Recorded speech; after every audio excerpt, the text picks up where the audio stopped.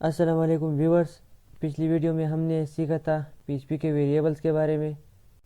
इस वीडियो में हम सीखेंगे, जो आज की वीडियो हम बना रहे हैं इसमें हम सीखेंगे पीएचपी के इको के बारे में। असल में जो इको है इसके पिछली जो हमने जो जो जितनी भी वीडियो बनाई है उसमें हमने इको का जिक्र किया है और सारी वीडियोस में हम इको का इस्तेमाल करते आए हैं। लेकिन आपको अभी तक इको का समझ भी नहीं आएगा, थोड़ा थोड़ा सा कन्फ्यूज़न अभी भी आप लोगों के जहन में होगा। इसको क्लियर करने के लिए यहाँ पे हम आज आप लोगों को पीएचपी के इको के बारे में सिखाते हैं। दरअसल अगर हम कोई वेरिएबल डिज़ाइन करते हैं या जो भी हम वैल्यू आउटपुट चाहते हैं किसी भी वैल्यू का, तो उसके लिए हम इको का इस्तेमाल करते हैं। असल में जो इको है ये इस्तेमाल होता भी ये डेटा के आउटपुट के लिए होता है। पीएचपी में मुख्तलिफ लैंग्वेज में मुख्तलिफ ऑपरेटर्स यूज़ किए जाते हैं। तो यहाँ पीएचपी में इको इस्तेमाल किया जाता है। तो डेटा की पीएचपी में डेटा आउटपुट निकालने के लिए दो तरीके इस्तेमाल की जाती है। एक तो ये इको होता है और एक होता है हमारे पास प्रिंट। तो ज़्यादातर प्रिंट के बारे में आप लोगों को जानने की कोई ज़रूरत नहीं है, क्योंकि आप लोग बिगिनर हैं। तो अगर आप लोग इको के बारे में जाने तो ये आपके लिए बेहतर होगा, क्योंकि इको प्रिंट से ज़्यादा फ्लेक्सिबल भी है और मतलब ये कि यूज़ भी ज़्यादा होता है इसमें। इको का पीएचपी में यूजुअली इको यूज़ किया जाता है। प्रिंट हम एक्सप्रेशंस में यूज़ करते हैं, लेकिन हमें प्रिंट की कोई ज़रूरत नहीं है। हम इस वीडियो में इको के बारे में सीखेंगे। तो उसके लिए सबसे पहले हम यहाँ पे एक फ़ाइल खोलते हैं। इको के लिए नया फ़ाइल खोलते हैं, उसको हम नाम देते हैं इको का। हमने ये फ़ाइल बना लिया है इको के नाम से, ये इको डॉट पीएचपी हमने इसको नाम दिया है। और डॉट पीएचपी का हमने इसको एक्सटेंशन दिया है, ये देना ज़रूरी होता है। उसके बाद यहाँ पे सबसे पहले हम आएंगे अपने जैम्प पे। जैम्प पे आने के बाद ये आप लोगों ने बहुत ज़रूरी काम करना है।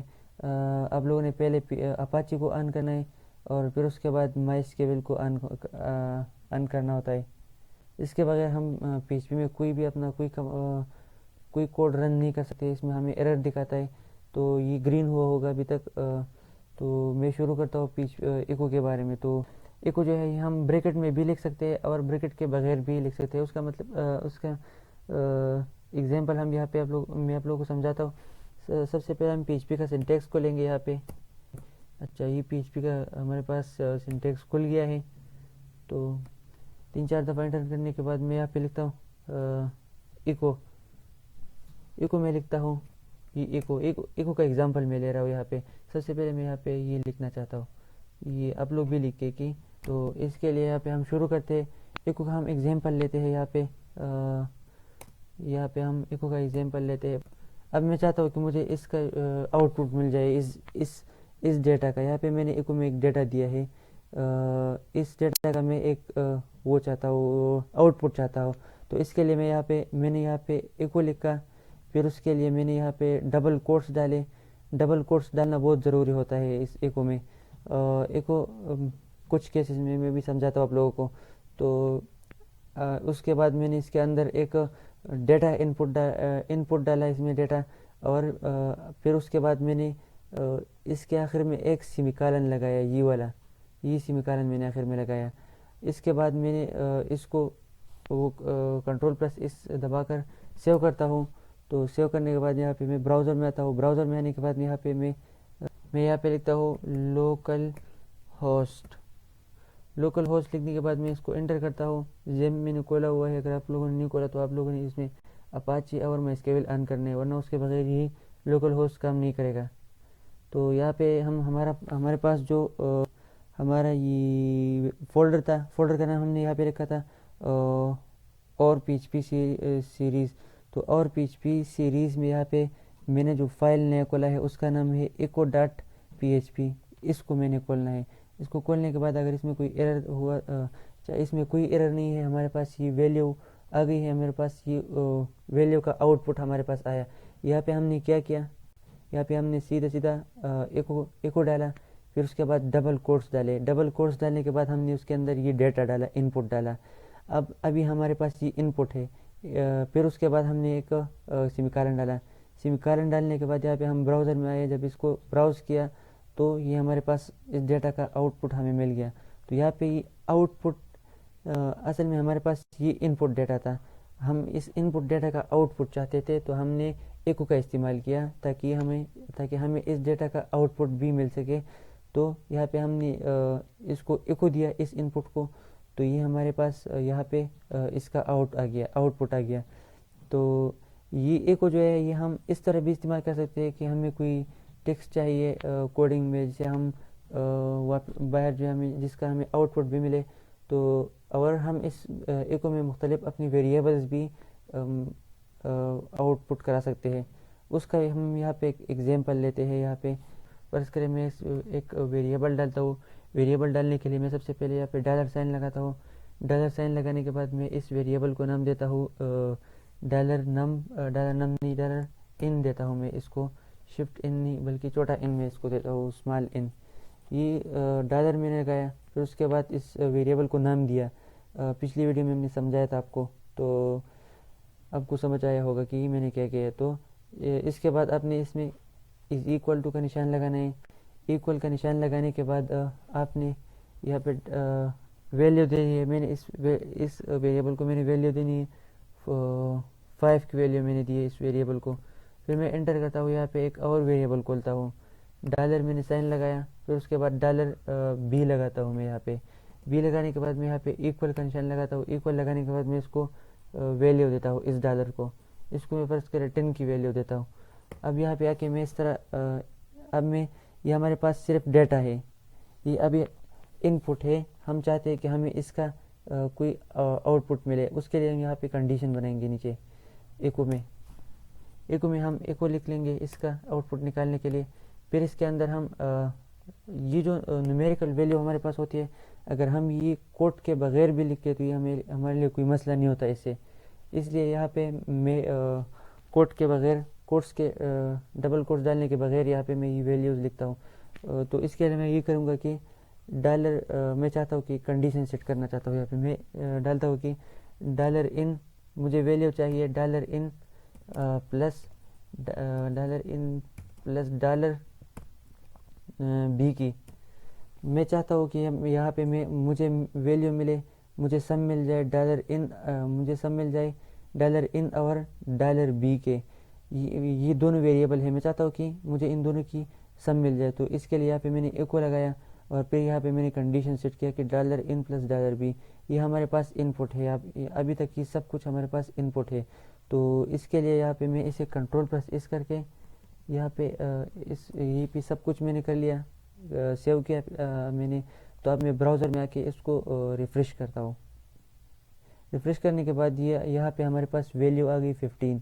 ये 15 है। ये एक लाइन में इसलिए आया कि क्योंकि हमने यहाँ पे एक चीज़ भूल गए हम लोग। यहाँ पे हमें ब्रेक डालना पड़ता है, यहाँ पे डबल कोट्स डालने पड़ते हैं। डबल कोट्स डालने के बाद हमने यहाँ पे एक बी आर डालना पड़ता है। बी आर एक HTML का टैग है, ये बी आर, तो ये डालना पड़ता है। फर्ज करें यहाँ पे हमने एक एको प्रिंट कराया है। यहाँ पे वैल्यू आउटपुट हमारे पास एक पड़ा हुआ है और हम नीचे चाहते हैं कि हमारे पास एक और वैल्यू भी आ जाए, नेक्स्ट लाइन में आ जाए। तो उसके लिए हम यहाँ पे ब्रेक डालते हैं। सॉरी, यहाँ पे मैंने गलती की, ये ब्रेक जो है यहाँ पे नहीं डालते, पहले वाले लाइन में डालते हैं, क्योंकि ये दूसरा वाला लाइन है। तो मैं इसे कट करके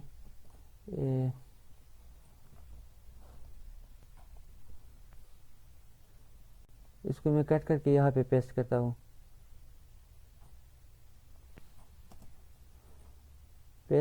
यहाँ पे और इससे जो डबल कोट से ये निकालता हूँ यहाँ से, क्योंकि फिर एरर उठाएगा, क्योंकि यहाँ पे डबल कोट्स पहले से लगे हुए हैं। तो मैं से कंट्रोल इस लगा के फिर से देखता हूँ कि क्या हुआ, मसला ठीक हुआ या नहीं। हाँ, ये नए लाइन में आया, ये अभी नए लाइन में आया। अभी यहाँ पे हम एक और एग्जांपल लेते हैं, कम्प्लेक्स सा एग्जांपल लेते हैं अच्छा सा। तो इसके लिए हम यहाँ पे एक कंडीशन सेट करते हैं। एक कंडीशन सेट करने के लिए यहाँ पे हम नहीं, वेरिएबल सेट करते हैं पहले। डॉलर फर्ज के मैं देता हूँ कि dollar TXT is equal to, मैं देता हूँ कि इसको वैल्यू में देता हूँ, स्ट्रिंग वैल्यू देता हूँ मैं इसको मैंने बॉय की वैल्यू दी है इसको। और यहाँ पे मैं एक और वेरिएबल सेट करता हूँ। चलो डॉलर नम मैं देता हूँ इस वेरिएबल को नाम। मैं इसको देता हूँ वैल्यू 30 की, मैं 34 की वैल्यू में देता हूँ इसको। तो इसके लिए मैं यहाँ पे अब नीचे चाहता हूँ कि मुझे इसकी वैल्यू भी मिले, तो मैं एक यहाँ पे इस कंडीशन सेट करूँगा एको में। एको डालने के बाद मैं यहाँ पे डालूँगा डबल कोट्स डालने के बाद मैं यहाँ पे एक इसको पहले सेमीकोलन डालता हूँ ताकि फिर भूल ना जाओ बाद में। तो इसके लिए मैं यहाँ पे लिखता हूँ कि the dollar num,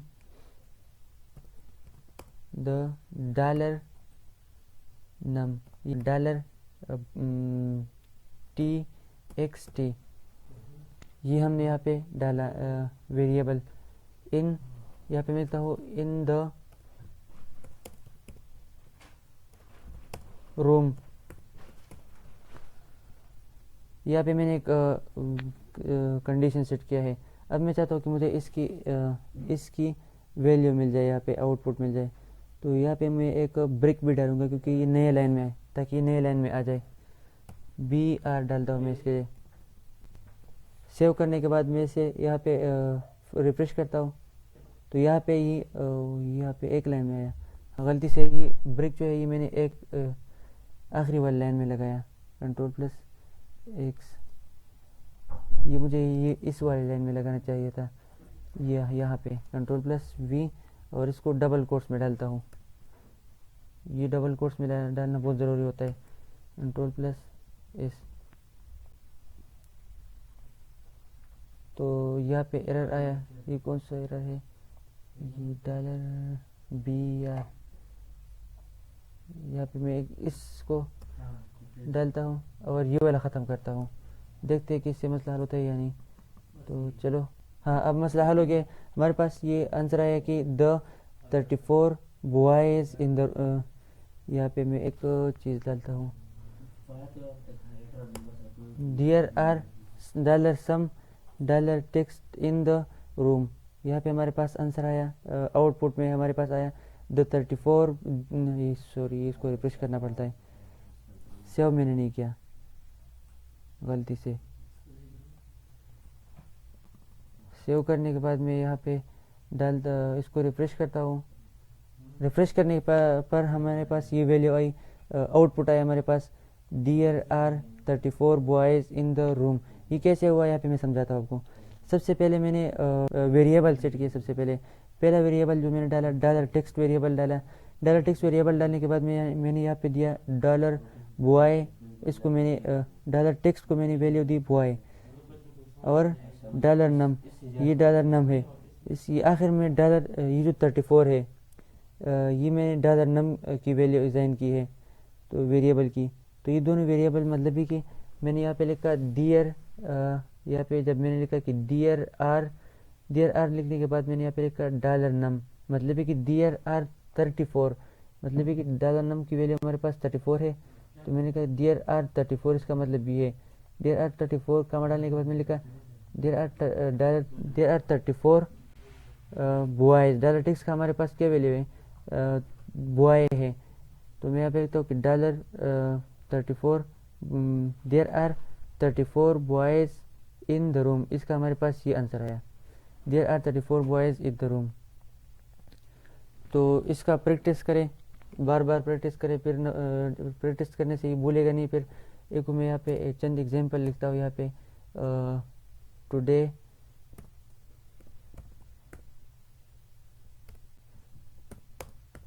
is raining, ये भी एक मैंने डाल दिया, एक वेरिएबल डाला है। तो इस तरह के छोटे छोटे वेरिएबल बनाए और फिर उसको एको कराए ताकि आप लोगों को बहुत ज़्यादा समझ। एको को समझने के बाद आपको कोई मसला नहीं रहेगा। इसको मैं सेव करके यहाँ पे ब्राउज़र में रिफ्रेश करता हूँ। फिर से मैंने सेम गलती की, यहाँ पे मुझे डॉलर ब्रेक डालना पड़ेगा नेक्स्ट लाइन पे जाने के लिए, BR। मैं इसे सेव करके फिर से रिफ्रेश करता हूँ, तो यहाँ पे हमारे पास वैल्यू कोई और आ जाएगी। यहाँ पे हाँ, ये वैल्यू आई है नेक्स्ट लाइन में, डियर टुडे इज़ रेनिंग। तो ये हमारे पास एको था। आज के लिए इतना ही काफ़ी था। तो नेक्स्ट वीडियो में मिलते हैं। Thank you.